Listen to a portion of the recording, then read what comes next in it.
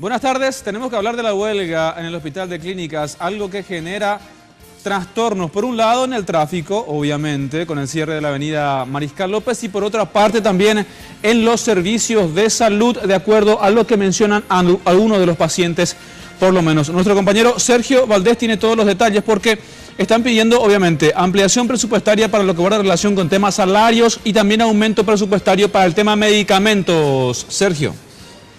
Muchas gracias y quiero que se fijen primeramente en cómo se desarrollaba esta manifestación con, desde luego, griteríos por parte de la ciudadanía y también de los funcionarios, acusaciones de repente de la ciudadanía a funcionarios que supuestamente se llevaban medicamentos de la farmacia, inclusive también la forma en que ellos están trabajando. Hablamos de los médicos y funcionarios y el caos vehicular que se generaba con desvíos ya prácticamente a 200 metros de lo que es la entrada al Hospital de Clínicas.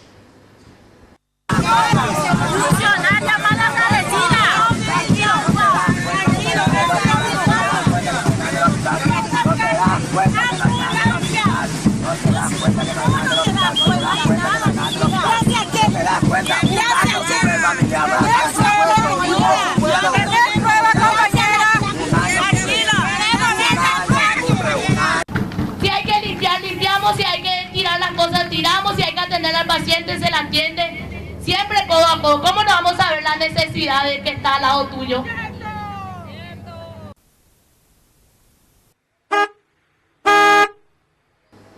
La huelga está en su etapa más crítica después de estos recortes que se dieron principalmente en Hacienda y la falta de respuesta en el Congreso de ampliaciones y reprogramaciones. Incluso también estamos hablando de funcionarios que están ganando lo que no deberían ganar de acuerdo a su carrera ya tenida y sus títulos, e inclusive también la falta de medicamentos e insumos. Escuchemos. 10.000 millones de guaraníes para iniciar el proceso del contrato colectivo, 19.000 millones de guaraníes para la desprecarización. Tenemos 1.300 funcionarios contratados que no perciben el salario mínimo vigente, tenemos 600 profesionales, título en mano, hace 4, 5, 7 años y que no perciben el salario que tienen que percibir. El pueblo está comprando casi todo, no hay antibióticos, no hay quimioterápicos, ni suero, no hay, se racionaliza suero, ya está terminando el suero. Ingresamos hasta la sala de consultorios externos donde atienden a pacientes adultos y había una parte de médicos de la primera cátedra que sí se animó a atender. De los 30 que en promedio atienden por la mañana, solamente 7 acudieron, otros por motivo de la huelga decidieron directamente no ir.